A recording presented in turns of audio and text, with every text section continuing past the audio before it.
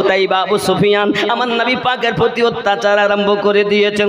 দয়াল নবী মক্কার কাবা ঘরের নিকট আল্লাহ পাকের কোরআন মাজিদ তেলাওয়াত করে করে শোনাচ্ছেন।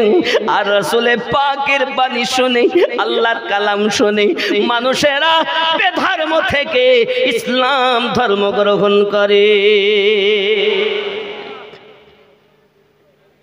যুবক আমার, আল্লাহ পাকের কোরআন আজ আমাদের ঘরে তেলাওয়াত হয় না। সিনেমা তো দেখি, সিরিয়াল তো দেখি, আল্লাহর কোরআন আমাদের ঘরে তেলাওয়াত হয় না বাবা। ও আমার সোনামানিকেরা, মক্কার মানুষ আমার নবী পাক সাল্লাল্লাহু আলাইহি ওয়াসাল্লামের কথা সহ্য করতে পারেন না বাবা। প্রিয় নবী সাল্লাল্লাহু আলাইহি ওয়াসাল্লাম মক্কার খানায় কাবার বারান্দাতে যখন অজনসিহত করে মানুষকে উপদেশ দিচ্ছেন, এক আল্লাহকে মেনে নাও, এক আল্লাহকে তোমরা জেনে নাও। ওই আল্লাহ পাক আমাদের সৃষ্টি করেছেন, আল্লাহ ছাড়া আর কেউ নাই। এমন সময়তে মক্কার মানুষ বড় রেগে গেল বাবা। তার ভিতরে বড় জালিম, নাম তার আবু জাহেল আমার নবী পাক সাল্লাল্লাহু আলাইহি সাল্লামের জামার কলোয়ারখানা ধরে খানায় কাবার দেওয়ালের সঙ্গে মাথাটা ঠুকে দিয়েছে। এ দয়াল বাবা, আমার নবী পাকের পেশানি ফেটে যায়, পেশানি মোবারক থেকে রক্তর ফোঁটা আপনার জমিনে পড়তে লেগেছে। প্রিয় রাসূল কোনো কথাই না বলে সঙ্গে সঙ্গে ঘরে চলে গেলেন বাবা। মক্কার খানায় কাবার পরে মাকামে ইব্রাহিম আপনি দেখতে পাবেন, এখন যাবেন তো দেখবেন।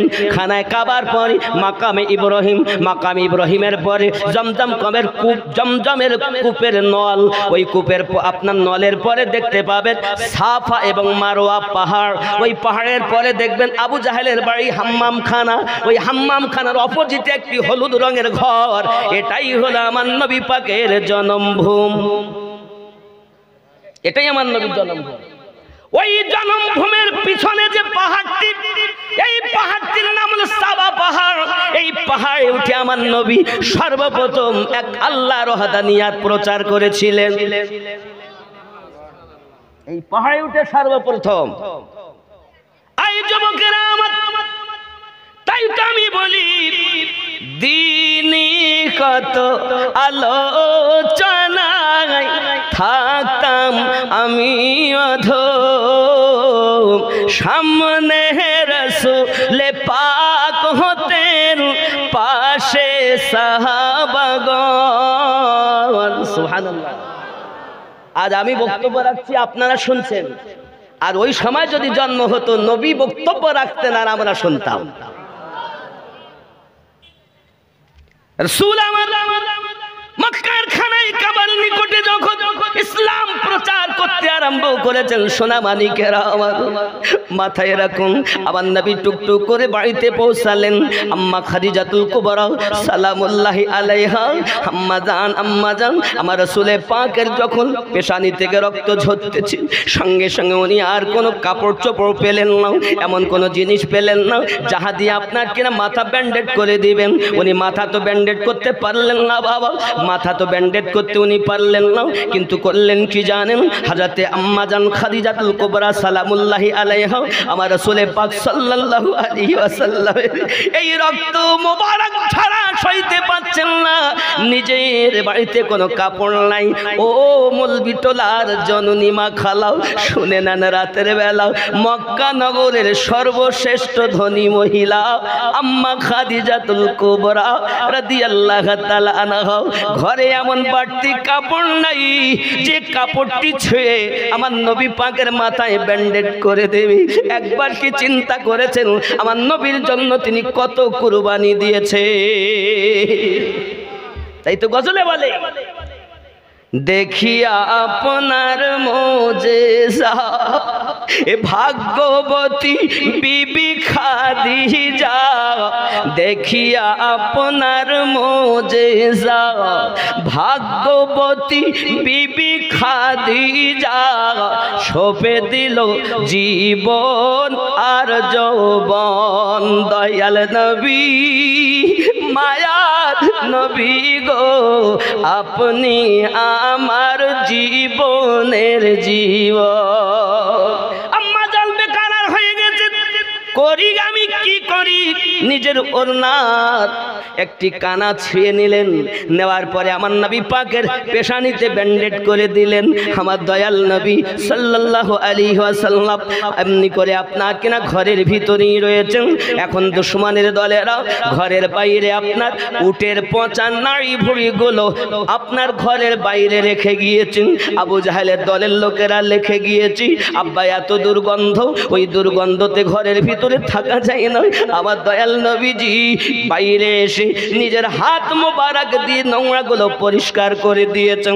দেওয়ার পরে মহান আল্লাহ পাকের দরবারে হাত উঠিয়ে ফরিয়াদ করেন, মালিক আমার উম্মত চিনতে পারে না, তুমি তাদেরকে মাফ করে দাও। এরকম দয়াল নবী কি দুনিয়াতে আর হবে? হে বাবা, আর কি পাওয়া যাবে? তাহলে এমন নবী যখন আমরা পেয়েছি, গর্ব করি, ফখর করি। আমাদের নবী শ্রেষ্ঠ নবী, ওই নবীর উম্মত হয়ে আমরাও শ্রেষ্ঠ হয়েছি। ওই রাসূলকে যত ভালোবাসা যাবে, আমার আল্লাহ তত রহমত বর্ষণ করি যাবে। রাগ করছেন কথা? ইসলামের প্রাথমিক যুগ বড় কষ্ট বাবা। আমার দয়াল নবী মুস্তাফা কখনো বদদুয়া করেননি, সদা সর্বদা আল্লাহ পাকের কাছে আমাদের জন্যই দোয়া করেছেন বাবা। আমার নবী তেলাওয়াত আবার শুরু করেছেন খানায় কাবার কাছে এসে।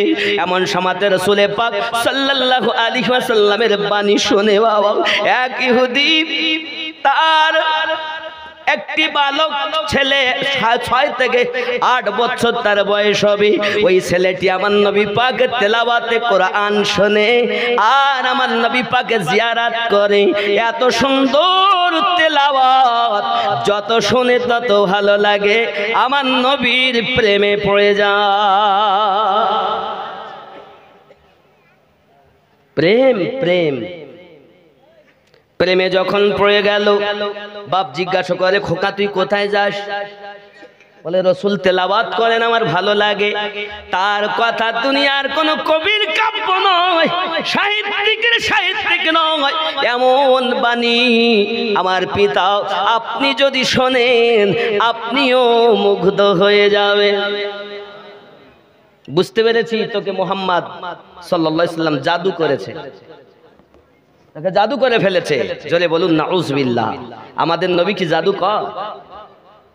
হ্যাঁ। কেউ বলে নবী জাদু করেছে, আমি বলি হ্যাঁ। নবী তলোয়ার চালিয়েছে, আমি বলি হ্যাঁ চালিয়েছে।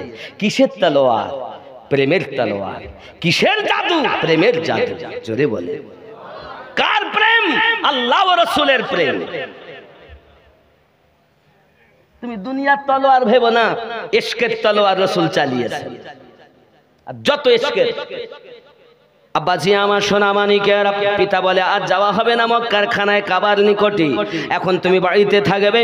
ছেলে তো বলে পিতা সম্ভব নয়, এখন তার পায়ে শিকল দিয়ে বাড়িতে আপনার কিনা বেঁধে রেখেছি। ছেলেটা আর মক্কায় আমার নবীর কোরআন মাজিদ তেলাওয়াত শুনতে যেতে পারে না। এই আমার জবাব, আমার জওয়ান যুবকেরা, আপনাদের কাছে আমি অনুরোধ করব বাবা, আমার রাসূল পাকের তেলাওয়াতে কোরআন মাজিদ কত সুন্দর ছিল। আজ আমাদের ঘরে কেন এত আল্লাহ পাকে গজব দান করে? একমাত্র আমরা আল্লাহ পাকের কোরআন মাজিদ ছেড়ে দিয়েছি। বন্ধুরে আমার, চলুন না কেন দেখি। এখন ছেলেটি মাকে বলে, মা আমাকে একটু ছেড়ে দাও না, আমি রাসূল পাকের দিদার করব। জোরে বলে। কার দিদার? নবীর। আব্বাজি আমার এই কথা যখন বলতেছেন, এমন সব মা বলে যাওয়া সম্ভবপর হবে না, বেঁধে রেখেছি, তুমি মুস্তাফা ছেড়ে দাও। কারণ আমরা হলাম এই মক্কা নগরীর ধনী, আমাদের তেলাওয়াত, আমাদের ধর্ম আলাদা, তাদের ধর্ম আলাদা। এখন যাওয়া যাবে না বাবাজি। এমনি করে আপনার কিনা দেখা গেল এই আপনার ঘটনাটা ঘটতেছে আস্তে আস্তে করে। আমার নবী পাক সাল্লাল্লাহু আলাইহি ওয়াসাল্লাম যখন মক্কা থেকে মদিনায় আপনার রওনা দিয়েছেন বাবা, মদিনাতুল মুনাওয়ারায় যখন নবী গেছেন, নবী পাকের বাণী শুনে ওই 6 থেকে 8 বছরের বালক প্রেমে পড়ে পাগলের মতো হয়ে আছে বাবা। এমনি করে খাওয়া দাওয়া বন্ধ করে দিয়েছে। মা যদি খেতে দেন খায় না, মা যদি আপনার কিনা পানি দেয় পান করে না, খাবার দেয় খাওয়া দাওয়া বন্ধ করে দিয়েছে। আব্বা আমার খাওয়া ভালো লাগে না, নবী ভালো লাগে। ছোট্ট বালকের প্রেম কেমন? আমরা সুন্নিরা এর জন্য তো দরুদ পড়ি, সালাম পড়ি, কারণ আমাদের দরুদ ও সালামে বড় মজা লাগে। যুবকরে আমার ইহুদির ছেলে খাওয়া ছেড়ে দিল যখন, মা বলে বাবা তুই খাস না কেন? ভালো লাগে না। বাপ বলে খাস না কেন? ভালো লাগে না। কোনো খাবার আমার ভিতরে ঢোকে না, আমার মন চায় শুধু নবী নবী। জোরে বলে দয়ার নবীর মোহাব্বত এমন হয়ে গেল তার কলবে, তার দিলে।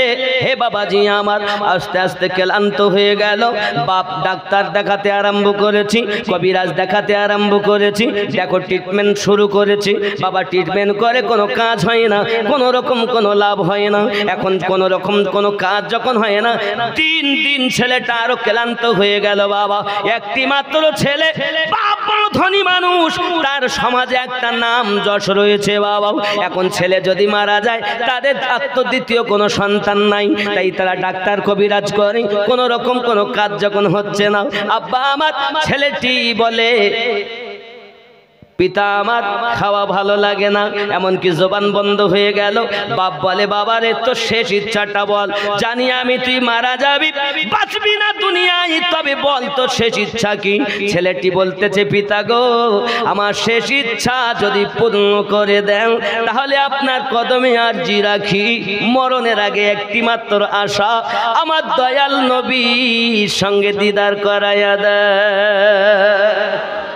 জীবনে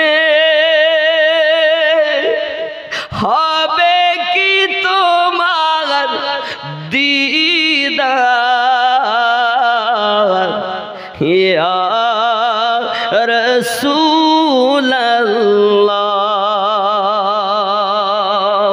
এ আশায় রয়েছি আমি গুনাহগার, ইয়া রাসূলুল্লাহ। জীবনে হবে কি তোমার দিদার, ইয়া রাসূলুল্লাহ। জোরে বলুন জাহানে যেদিকে তাকাই দরুদি, আর তো কেহ নাই, জানি যে তুমি রহমতের ভান্ডার, ইয়া রাসূলুল্লাহ। জোরে বলো হে মরণের কালে যেন পাই শুধু তোমার কদম তলে ঠাই, এ আশায় রয়েছি আমি গুনাহগার, ইয়া রাসূলুল্লাহ। জীবনে পাবো কি তোমার দিদার,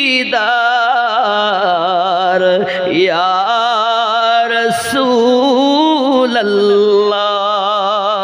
আল্লাহুম্মা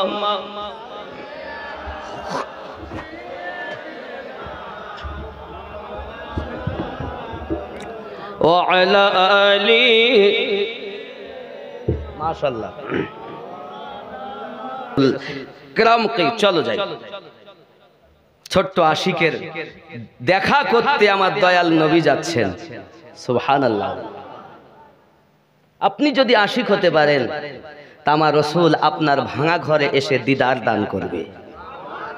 আপনি তো আশিকই হতে পারেন, আপনি তো প্রেমী হতে পারেন না, আপনি মুখে নবী নবী করছেন, আসলে আপনার ভিতরে রসুলের কোনো আদর্শ নাই।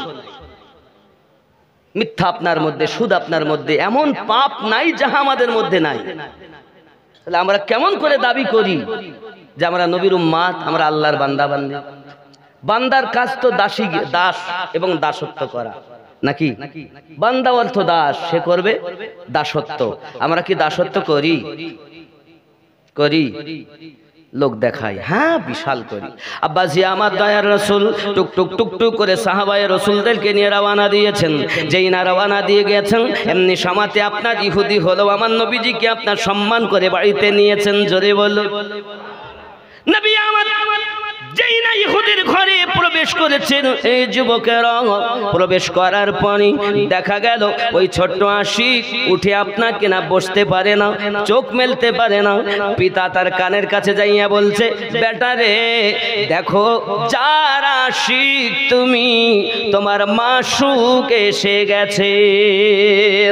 যেই কথাটুকু পিতা বলেছেন, সঙ্গে সঙ্গে বেটা চোখ দুটি খুলে যেন মরা দেখে জীবন পেয়ে গেল। আমার নবীজিকে যেই না দেখেছেন উঠে দাঁড়িয়ে গেছেন, ইয়া রাসূলুল্লাহ সাল্লাল্লাহু আলাইহি ওয়াসাল্লাম, হুজুর আমাকে maaf করবেন, হুজুর আমাকে ক্ষমা করবেন, হুজুর আমি হয়তো আর বাঁচবো না, আমি আপনার ছাড়া আমাকে কিছু ভালো লাগে না, আমি আপনার প্রেমিক, আমি আপনার পাগল, হুজুর আপনার ছাড়া আমার ভালো লাগে না, আমি বাঁচবো না, আমার উপায় কি হবে?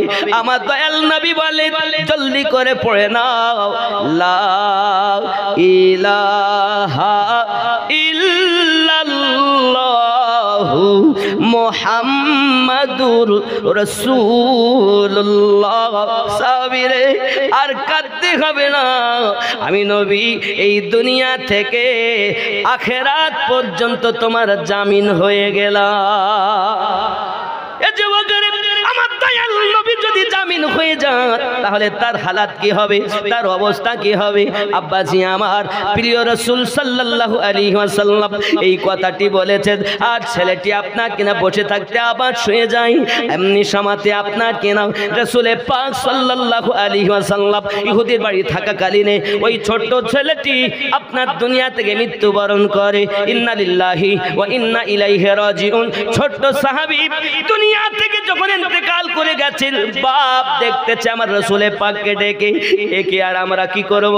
নিয়ে যান, আপনি নিয়ে যান। আমার দয়াল নবী বলেন, সাহাবী রাসূল আমার ছোট্ট আশিক, চলো তাকে নিয়ে চলে যাই। এখন আমার নবী পাক সাহাবী রাসূল সহ ছোট্ট আশিকের লাশ মোবারক মদিনাতুল মুনাওয়ারাতে নিয়ে এসেছেন। যদি বলুন সুবহানাল্লাহ। মদিনার বাজারে ঘোরাচ্ছেন, ইয়াশরিফ দেশে ঘোরাচ্ছেন, গলি গলি ঘোরাচ্ছেন। আমার রাসূল বলেন, ভালো করে তাকে ঘোরাও, মদিনার মানুষ যেন দেখে আমার ছোট্ট আশিকের জানাজা বড় ধুমধাম করে উঠবে। ছোট আশিক এর জানাজা বড় ধুমধাম করে উঠাতে হবে। আব্বাজি আমার তার জানাজাটা বড় আনন্দের সহিত সাহাবী রাসূল আপনার মদিনার গলিতে ঘোরাতে লেগেছেন। ঘোরাতে ঘোরাতে ঘোরাতে ঘোরাতে এমন অবস্থা হয়ে গেল, যখন আপনার নিয়ে গেছেন দাফন করার জন্য, আমার নবী পাক সাল্লাল্লাহু আলাইহি ওয়াসাল্লাম ডিঙি মেরে মেরে আপনার চলছেন, বারবার পাসিনা মোবারক নবী আমার মুছতেছেন। সাহাবী রাসূলের আরজি করছেন, হুজুর আপনি ডিঙি মেরে কেন চলতেছেন? ফাঁকা তো এত ময়দান, আপনি ডিঙি মেরে কেন চলতেছেন? বারবার কেন আপনি পাসিনা মোবারকা বুঝতেছেন? আমার নবী বলেন, সাহাবী রাসূল আপনারা দেখেন না আমি নবী যাহা দেখি, আপনারা শোনেন না আমি নবী যাহা শুনি। আমার এই ছোট্ট আশিকের জানাজাতে আল্লাহ পাক এত ফেরেশতা পাঠিয়ে দিয়েছেন যে আমি নবী সোজা করে পা ফেলতে পারি না।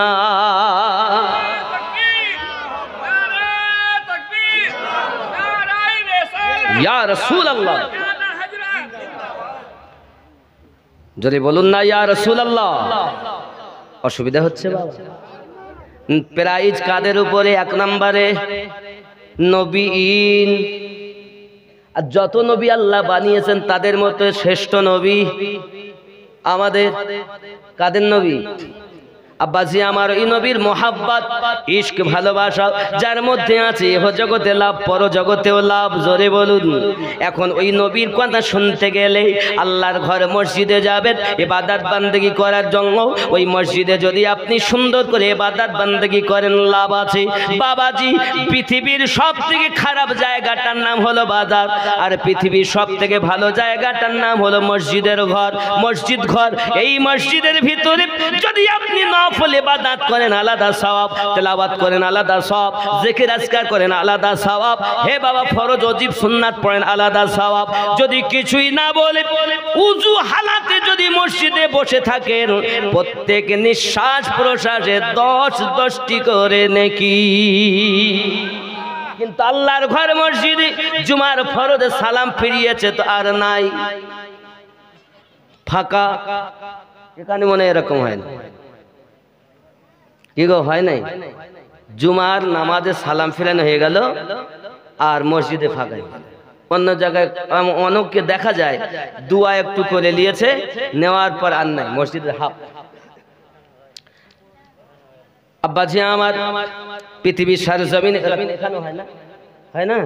ওই নফল ইবাদত করতে হবে, নওয়াফিল ইবাদত আপনি তখন পাচ্ছেন না, ব্যস্ততা আছেন। আমার মনে হয় না যে এরা আর পড়ে ওই ফরজটুকু, মানে সেই মক্কাতে আর মদিনায় আমরা গেছি তো এরা কাবাকেও সম্মান করে না, কাবার দিকে পর্যন্ত পা মেলিয়ে সব বসে থাকে। আমি নিজের চোখে দেখছি, আর মোবাইলে ফটো আছে, এই মোবাইলে দালালি কথা বলছি। যে কাবার দিকে ফিরে আমরা নামাজ আদায় করি, তারাও আদায় করে, আদায় করার পর তারা খানায় কাবার দিকে ফিরে পা লম্বা করে কোরআন শরীফ পড়তে। আর কাবাকে আমরা ভারতবাসী, বাংলা ও পাকিস্তান, আমি দেখি এরা যা কাবাকে সম্মান করে, নবীকে সম্মান করে, অন্য কোন দেশের মানুষ তাহা করে না। জান্নাতে যদি যায় তো এরাই আগে যায়। আপনি মক্কার মানুষ মনে করছেন, তাদের মতো বিয়াদব নাই, চোখে দেখা কথা। যুবক আমার, খানায় কাবার দিকে আমরা থুতু ফেলাকেও বিয়াদবি মনে করি নাকি? তাহলে থুতু ফেলা যদি বিয়াদবি হয়, তার পা যদি দেয় শার্ট করে, হ্যাঁ মশলা আছে। যদি বেটা অসুস্থ হয়, তার বসার মতো ক্ষমতা নাই, তাহলে পা বেঁকানোর মতো ক্ষমতা নাই, তাহলে কেবলার দিকে পা করে নামাজ আদায় করার হুকুম দেওয়া হয়েছে। কিন্তু সুস্থ হালাতে কোন ব্যক্তি কাবার দিকে পা করে নামাজ দৌড় মারছে, লোকটা আমি দেখছি, কিন্তু এসে বসে আছে কাবার দিকে পা দিয়ে তেলাওয়াত। এই বড় লম্বা দাড়ি, দাড়ি হলে কি হবে? মাথায় পাগড়ি থাকলে কি হবে? ইশক নাই, মোহাব্বত নাই, আদব। মসজিদ নববী মদিনাতুল মুনাওয়ারাতে, সেখানেও গিয়ে দেখি লোক নামাজ পড়ার পর, আমরা তো আসরে যেতাম আর এশা পড়ে আসতাম, তো এর মধ্যে দেখি কত রকমের মানুষ। হে বাবাজি আমার, মদিনাতেও মসজিদ নববীর ভিতরে রাসূলে পাকের রওজার দিকে পা, একদম সোজা কাবার দিকে পা, তার মানে আমার নবীর রওজাও সামনে, কাবাও সামনে। এত বড় বিয়াদব। যুবক আমার, এর জন্য অনুরোধ করব, আপনারা আমরা আশিক হব, দুশ্মন হব, কি হব? পাগলা কাদিস না রে গাছতলায়, বড় পীরের নাম নিলে আল্লাহ পাওয়া যায়। যদি বলুন, আপনারা হয়তো বলুন হুজুর কোরআন শরীফের দলিল আছে? আরে গৌসে পাকের শানে আল্লাহ আয়াত নাজিল করেছেন। কোরআনুল মাজিদের 42 নাম্বার সূরা, সূরাটির নাম সূরা আশ-শুরা, আয়াত নাম্বার 23। জোরে বলে কি আছে আয়াতে? এই আয়াতটি শুধু গৌসে পাক নয়, খাজা গরিব নওয়াজ, এক কথায় আল্লাহ পাক যে বলেছেন, আমরা নামাজে বলেছি সিরাতাল লাযিনা আনআমতা আলাইহিম, এই 4 নাম্বার যে নবীন, সিদ্দিকিন, শুহাদাইন, সালেহিন, এই সালেহিনের বাংলা অর্থ নেককার ব্যক্তি। আমার গৌসে আজম ছিলেন নেককার ব্যক্তি।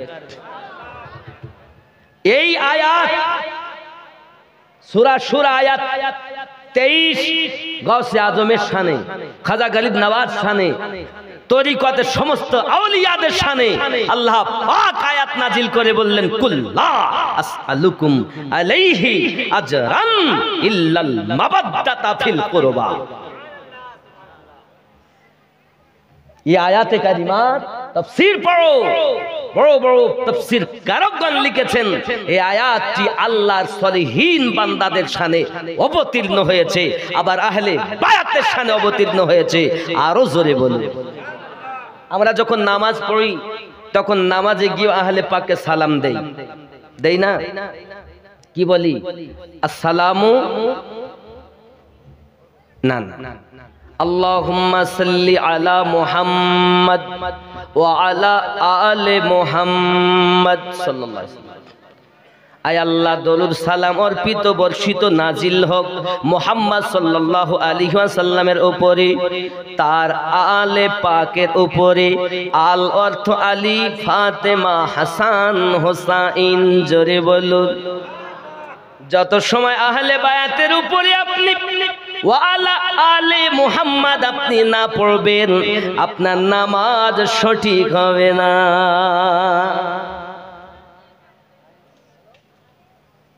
বাবাজি, আমার নামাজের হকিকত আপনাকে জানা লাগবে বাবা।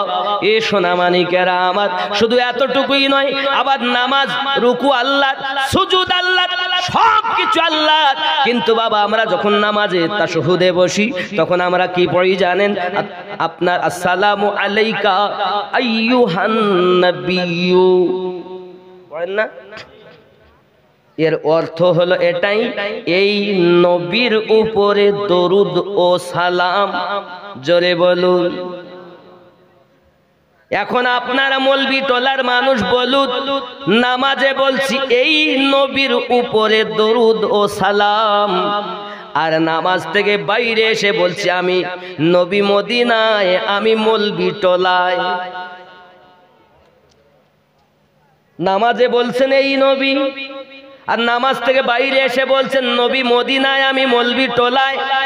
হে বন্ধুরে আমার, বোঝা গেল আপনার কর্মের সঙ্গে আর আপনার বলার সঙ্গে মিল নাই। তাহলে বোঝা গেল আপনার জানার অভাব আছে। যদি মনে করেন নবী মদিনায়, ইয়ানি কি আমার ভাইজান পাশে, আমি বললাম এই ভাই, এই ভাই, এই ভাইয়ের উপরে শান্তি বর্ষণ হোক। নবী যদি মদিনায় থাকে তাহলে তো আমাদের বলা দরকার ছিল আসসালামু আলাইকা আইয়ুহার রাসূলু, ওই নবীর উপরে দরুদ সালাম যিনি মদিনাতে।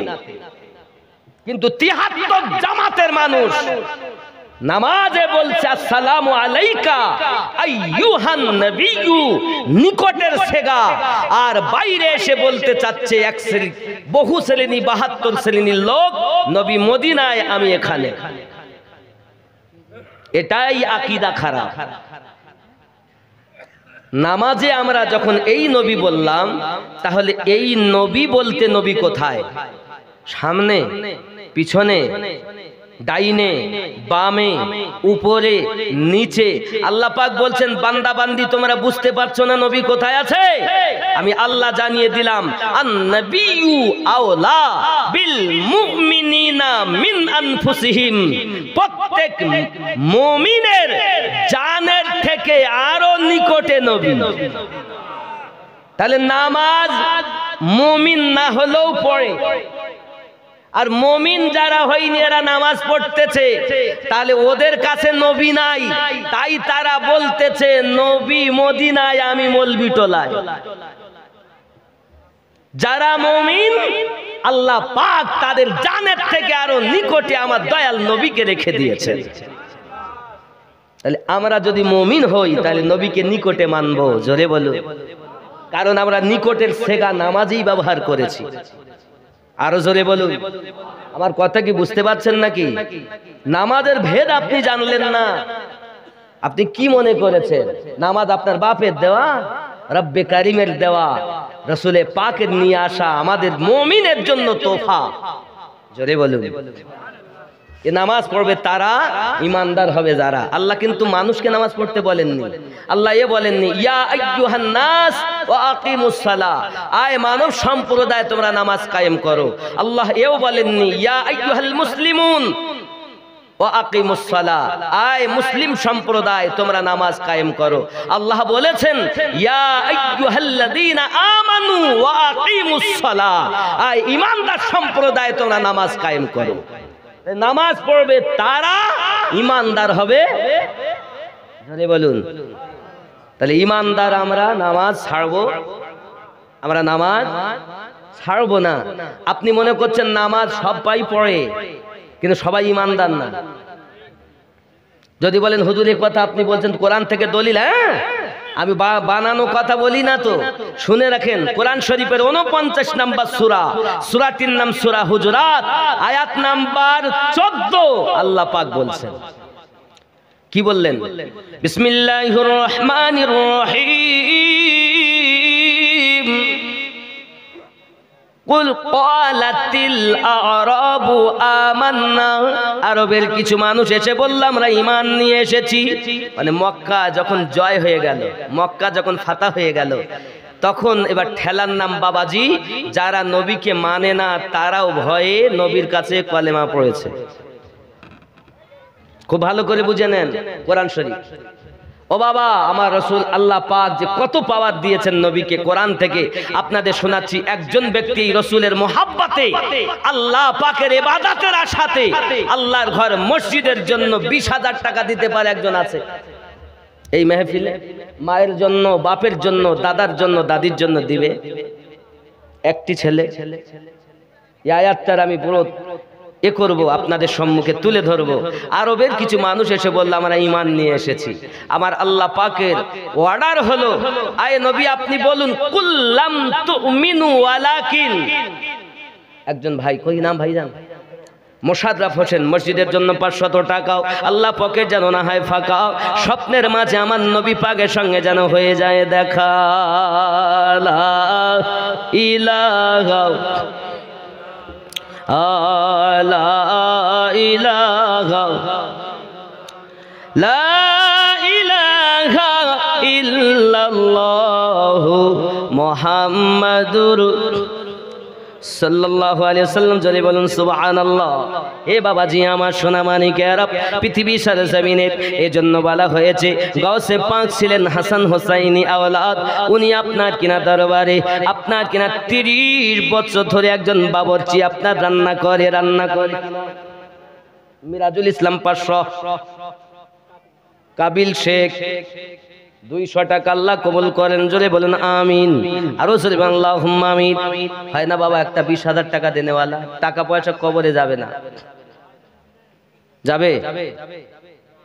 আচ্ছা 20,000 যদি না হয় তো অন্তত গৌস পাকের নামে 11,000। গৌস পাকের 11ই 30 বছর গোলামি করে কিছুই নাই। সকাল বেলা, হে বাবা রাতের বেলাতে এসেছে চোর চুরি করতে। সকালবেলা আল্লাহর ওলি মনের রাগে চলে গেল গাছতলাতে। গাছতলায় গিয়ে আপনার তন্দ্রা চলে এসেছে। হঠাৎ করে উনি আপনার কিনা ঘুমের মাধ্যমে স্বপ্ন দেখতেছেন। আর 70 জন আল্লাহর ওলি বান্দারা তারা ওনাকে ঘেরোয়া করে বসে গেছে। জোরে বলুন। এমন সমাতে বন্ধু আমার ওই খাবার জান্নাত থেকে আল্লাহ পাক পাঠালেন। এখন 70 জোটা নয় 71টা খানজাত থালায় খাবার এসেছে। তারা বলে 71টা কেন? তাদের মধ্য থেকে একজন বলছে জানো না, আমি হলাম তোমাদের মধ্য থেকে আমি সরদার, আর আমাদের সকলের সরদার হলো এই গাছ হেলান দিয়ে যিনি ঘুমায় আল্লাহর ওলি গৌসে পাক 30 বছর আগে থেকে আমাদের 70 জনের কুতুব বানিয়ে রেখেছে। উনি গাছতলায় কাঁদতেছেন, তাই বলছে পাগলা কাঁদিস না রে গাছতলায়, বড় পীরের নাম নিলে আল্লাহ পাওয়া যায়।